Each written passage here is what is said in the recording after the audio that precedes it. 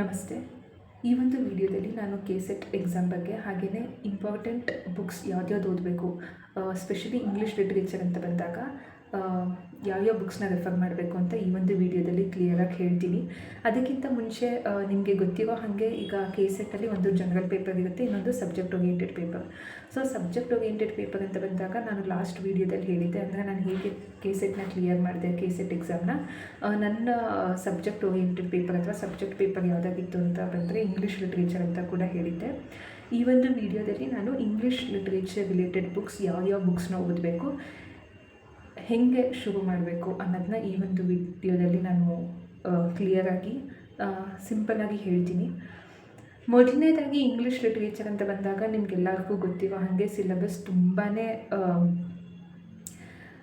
ಜಾಸ್ತಿ ಇದೆ, ಹಾಗೆ ಸಮುದ್ರ ಅಂತ ಹೇಳ್ಬೋದು.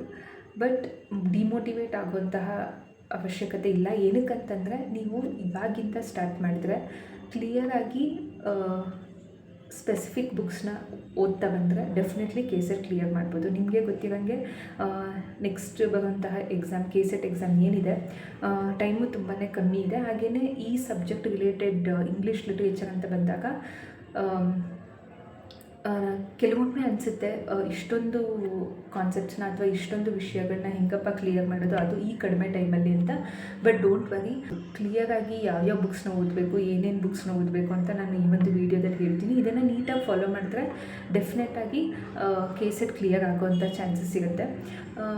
ಈಗ ನಾನು ಈ ಒಂದು ವಿಡಿಯೋದಲ್ಲಿ ಹೇಳಕ್ಕೆ ಹೊರಟಿರೋ ವಿಷಯ ತುಂಬ ಸಿಂಪಲ್. ಯಾವ್ಯಾವ ಬುಕ್ಸ್ನ ಓದಬೇಕು ಅಂತ ಹೇಳೋಕ್ಕಿಂತ ಮುಂಚೆ ಈ ಒಂದು ವಿಚಾರ ನೀವು ಗಮನದಲ್ಲಿ ಇಟ್ಕೋಬೇಕು. ಏನಪ್ಪ ಅಂತಂದರೆ, ಸಿಲೆಬಸ್ ಅಂತ ಬಂದಾಗ ಅಥವಾ ಬುಕ್ಸ್ ರಿಲೇಟೆಡ್ ಕ್ವಶನ್ಸ್ ಬಂದಾಗ ಯಾವ್ಯಾವ ಬುಕ್ಸ್ನ ಓದಬೇಕು ಅನ್ನೋ ಮಾಹಿತಿನ ನಾನು ಖಂಡಿತವಾಗಿ ಈ ಒಂದು ವಿಡಿಯೋದಲ್ಲಿ ಶೇರ್ ಮಾಡ್ತೀನಿ. ಅದಕ್ಕಿಂತ ಮುಂಚೆ ಸಿಲೆಬಸ್ ನೀವು ತಿಳ್ಕೊಂಡಿರಬೇಕು. ಯಾವುದಕ್ಕೆ related, English related.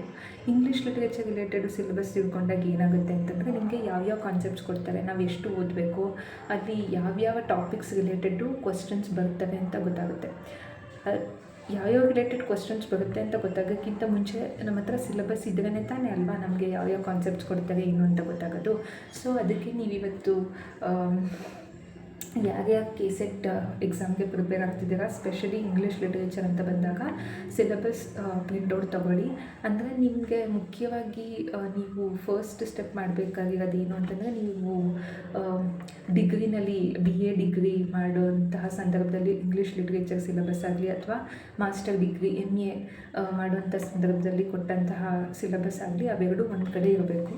Specially English related ಲಿಟ್ರೇಚರೇ ಬಿಡುಗಡೆ ಮಾಡಿದ್ದಾರೆ KEAನವರು. ಯಾವುದಕ್ಕೆ ರಿಲೇಟೆಡ್ ಅಂತಂದರೆ ಅಸಿಸ್ಟೆಂಟ್ ಪ್ರೊಫೆಸರ್ ಎಕ್ಸಾಮ್ ಅಂತ ಬಂದಾಗ ಯಾವ್ಯಾವ ಸಿಲೆಬಸ್ ಓದಬೇಕು ಅಂತ ಆ್ಯಕ್ಚುಲಿ ವೆಬ್ಸೈಟಲ್ಲಿದೆ. ನೀವು ಒಂದು ಸತಿ ನೋಡಿದ್ರೆ ಡೆಫಿನೆಟ್ಲಿ ಗೊತ್ತಾಗುತ್ತೆ. ಅಂದರೆ ಇವಾಗ ಒಫಿಷಿಯಲಾಗಿ KEAನವರು ಇನ್ನೂ ಬಿಡುಗಡೆ ಮಾಡಿಲ್ಲ, ಅಂದರೆ assistant professor exam related notification ಬಂದಿಲ್ಲ.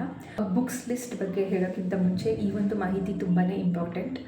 ಏನಪ್ಪ ಅಂತಂದರೆ, ಈಗ ಇಂಗ್ಲೀಷ್ ಲಿಟ್ರೇಚರ್ ರಿಲೇಟೆಡು ನೀವು ಸಿಲೆಬಸ್ ಗೊತ್ತಿರಬೇಕು. ನಿಮಗೆ ಫಸ್ಟು ಸಿಲೆಬಸ್ ಗೊತ್ತಾದಾಗ ನೆಕ್ಸ್ಟ್ ಸ್ಟೆಪ್ಪು ತುಂಬಾ ಈಸಿ. ಇಂಗ್ಲೀಷ್ ಲಿಟ್ರೇಚರಲ್ಲೇ ಸಿಲೆಬಸ್ ನೀವು ಸಿಗುತ್ತೆ ಆನ್ಲೈನಲ್ಲಿ, ನೀವು ಆರಾಮಾಗಿ ತಗೋಬೋದು. Assistant professor exam related syllabus last year ಇದೆ, ಅದಿನ್ನೂ ರಿವೈಸ್ಡ್ ಆಗಿಲ್ಲ.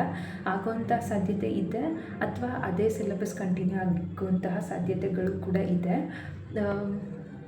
ಏನಪ್ಪ ಅಂತಂದರೆ, ಆ ಸಿಲೆಬಸ್ಸಲ್ಲೇ ಸಾಕಷ್ಟು ತುಂಬ ಹ್ಯೂಜ್ ಹಾಗೆಯೇ ತುಂಬ ಕಾನ್ಸೆಪ್ಟ್ಸ್ ಕವರ್ ಮಾಡಿದ್ದಾರೆ ಸಿಲೆಬಸ್ಸಲ್ಲೇ. ಸೊ ಆ ಒಂದು ಸಿಲೆಬಸ್ನ ನೀವು ಪ್ರಿಂಟೌಟ್ ತೊಗೋಬೇಕು. ಅದಕ್ಕಿಂತ ಮುಂಚೆ ನೀವು BA ಅಥವಾ ಡಿಗ್ರಿ ಇಂಗ್ಲೀಷ್ ಲಿಟ್ರೇಚರ್ ರಿಲೇಟೆಡ್ ಯಾವ ಸಿಲೆಬಸ್ ಇದೆ ಅದನ್ನು ಪ್ರಿಂಟೌಟ್ ತೊಗೊಳ್ಳಿ. ಹಾಗೆಯೇ MA ಮಾಸ್ಟರ್ಸಲ್ಲಿ ಏನು ಮಾಡಿರ್ತಾರೆ ಇಂಗ್ಲೀಷ್ ಲಿಟ್ರೇಚರು ಅದರದ್ದು ಸಿಲೆಬಸ್ ಕಂಪ್ಲೀಟ್ ಇರಬೇಕು, ಅದೊಂದು ಕಡೆ ಇಟ್ಕೊಳ್ಳಿ.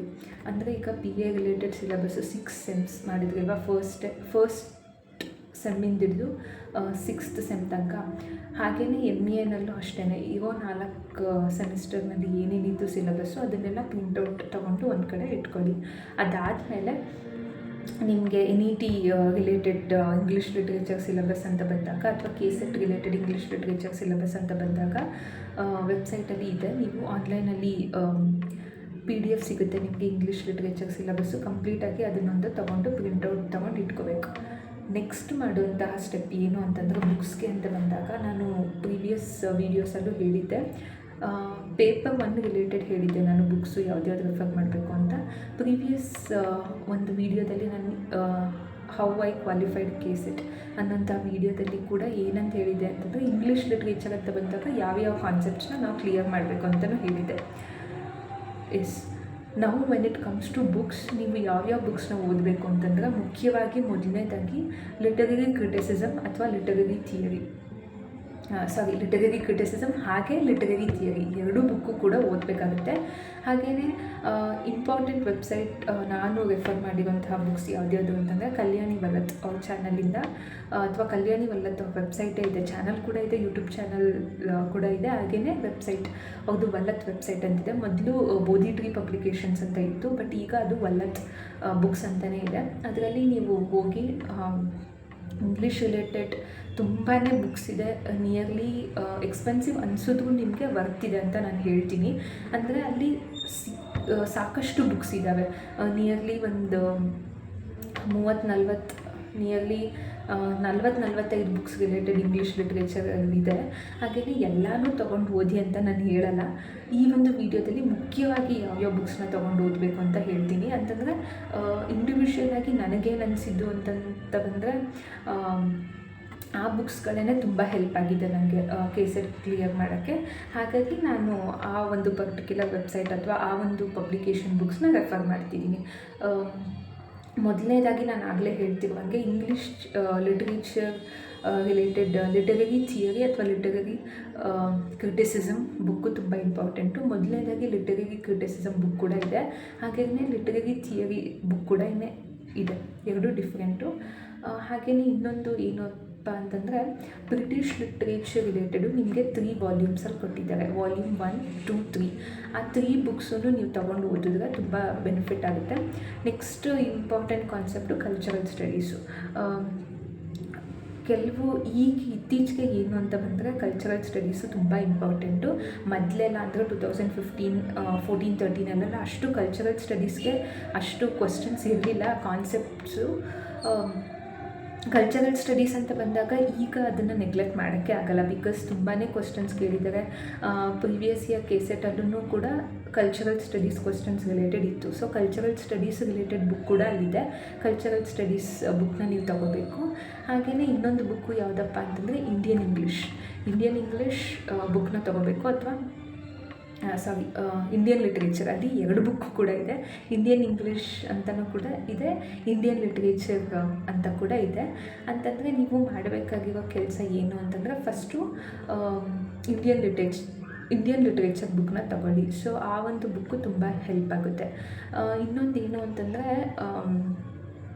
ನೆಕ್ಸ್ಟ್ ರಿಲೇಟೆಡ್ ಬಂದು ಅಮೇರಿಕನ್ ಲಿಟ್ರೇಚರ್ ಕೂಡ ಬಿಟ್ಟಿದ್ದಾರೆ, ಎನ್ಸೈಕ್ಲೋಪೀಡಿಯಾ ಅಂತ. ಇಂಡಿಯನ್ ಲಿಟ್ರೇಚರಲ್ಲೂ ಕೂಡ ಎನ್ಸೈಕ್ಲೋಪೀಡಿಯಾ ಬಿಟ್ಟಿದ್ದಾರೆ. ಬ್ರಿಟಿಷ್ ಲಿಟ್ರೇಚರಲ್ಲೂ ಅಷ್ಟೇ 3 ವಾಲ್ಯೂಮ್ಸ್ ಎನ್ಸೈಕ್ಲೋಪೀಡಿಯಾಸ್ ಬರುತ್ತೆ ನಿಮಗೆ. ಇಲ್ಲಿ ಅಮೇರಿಕನ್ ಲಿಟ್ರೇಚರ್ ಅಥವಾ ಆಫ್ರಿಕನ್ ಲಿಟ್ರೇಚರ್ ಅಂತ ಬಂದಾಗ ಆ ಬುಕ್ನ ಅಂದರೆ ಎನ್ಸೈಕ್ಲೋಪೀಡಿಯಾ ಬುಕ್ನ ಏನು ಮಾಡಿದ್ದಾರೆ ಅದು ಕಂಡೆನ್ಸ್ ಆಗಿ ಶಾರ್ಟ್ ಬುಕ್ ಮಾಡಿದ್ದಾರೆ. ಅಂತಂದರೆ ನಮಗೆ ರಿವಿಷನ್ ಮಾಡೋಕ್ಕೆ ಆ ಬುಕ್ಕು ತುಂಬ ಈಸಿ ಆಗುತ್ತೆ.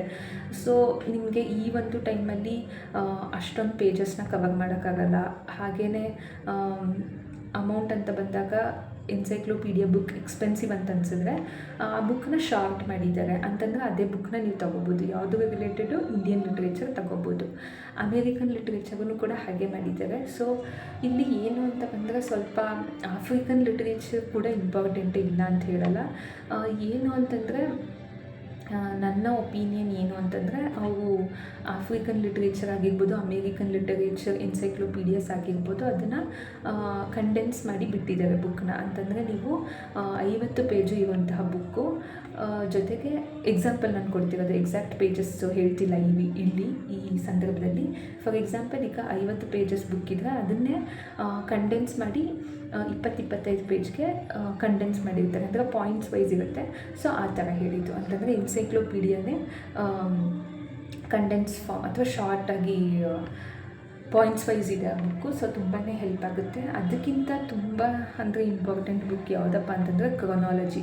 ನಿಮಗೆ ಗೊತ್ತು, ಈಗ NET ನ್ಯಾಷನಲ್ ಎಂಟ್ರೆನ್ಸ್ ಟೆಸ್ಟ್ ಆಗಿರ್ಬೋದು, KCET ಕರ್ನಾಟಕ ಲೆವೆಲಲ್ಲಿ ನಡೆಸೋಂಥ ಟೆಸ್ಟ್ ಆಗಿರ್ಬೋದು, ಕ್ರೊನಾಲಜಿ ತುಂಬ ಇಂಪಾರ್ಟೆಂಟು. ಸೊ ಕ್ರೊನಾಲಜಿ ನನಗೇನೆ ಟಫ್ ಅನಿಸುತ್ತೆ ಜನರಲಿ ಹೇಳಬೇಕಂತಂದರೆ. ಸೊ ಕ್ರೊನಾಲಜಿಲಿ ನಾವು ಮಾರ್ಕ್ಸ್ನ ಸ್ಕೋರ್ ಮಾಡಬೇಕು ಅಂತಂದರೆ ಆ ವೆಬ್ಸೈಟಲ್ಲಿದೆ, ವಲ್ಲತ್ ವೆಬ್ಸೈಟಲ್ಲಿ ಕ್ರೊನಾಲಜಿ ಅಂತಲೇ ನೀವು ಕೊಟ್ಟರೆ ಆ ಬುಕ್ಕು ಬರುತ್ತೆ. ಅಂತಂದರೆ ಅದು ಕವರ್ ಪೇಜ್ ಸ್ವಲ್ಪ ಚೇಂಜ್ ಆಗಿದೆ. ಮೊದಲು ಶೇಕ್ಸ್ಪಿಯರ್ ಹಾಗೆಯೇ ಇಂಗ್ಲೀಷ್ ಲಿಟ್ರೇಚರಲ್ಲಿ ಬರುವಂತಹ ಇಂಪಾರ್ಟೆಂಟ್ ರೈಟರ್ಸ್ ಯಾರ್ಯಾರಿದ್ರು ಆ ಒಂದು ಕವರ್ ಪೇಜಾಗಿತ್ತು. ಇವಾಗ ಒಂದು ಸ್ವಲ್ಪ ಚೇಂಜ್ ಮಾಡಿದ್ದಾರೆ, ಬಟ್ ಒಳಗಿರೋ ಇನ್ಫಾರ್ಮೇಷನ್ ಎಲ್ಲ ಒಂದೇ, ಜಸ್ಟ್ ಕವರ್ ಪೇಜ್ ಮಾತ್ರ ಚೇಂಜ್ ಮಾಡಿರೋದು.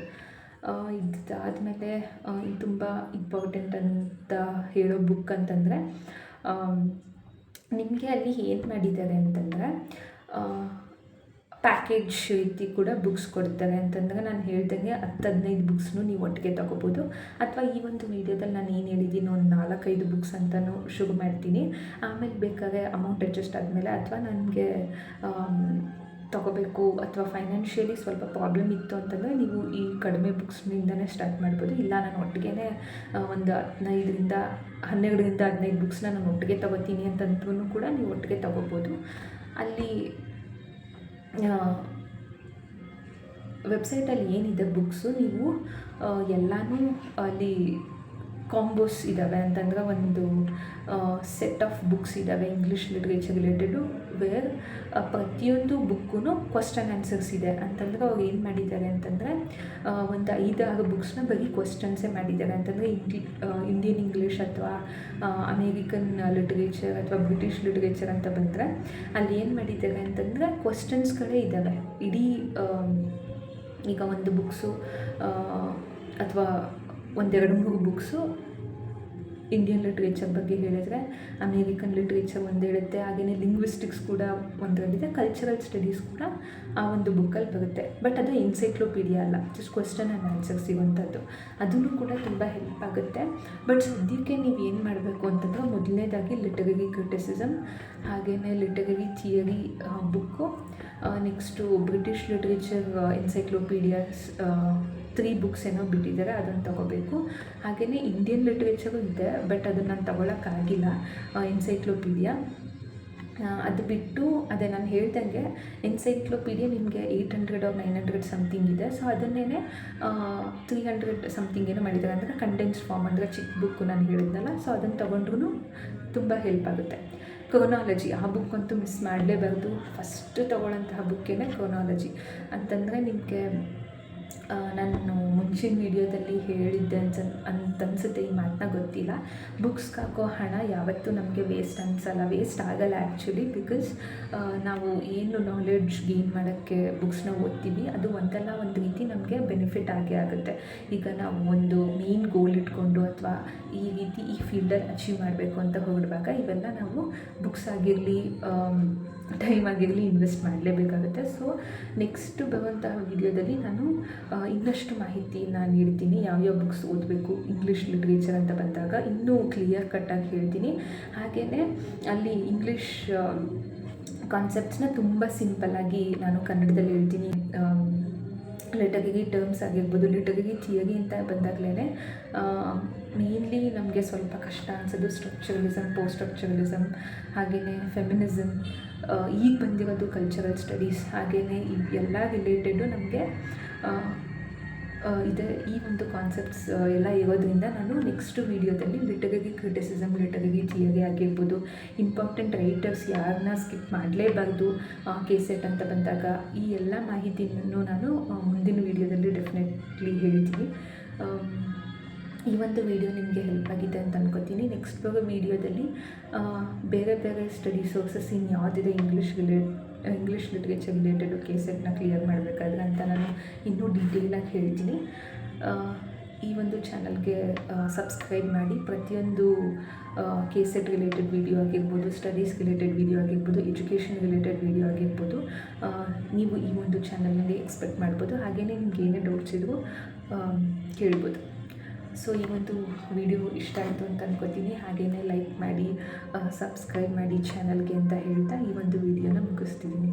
Thank you.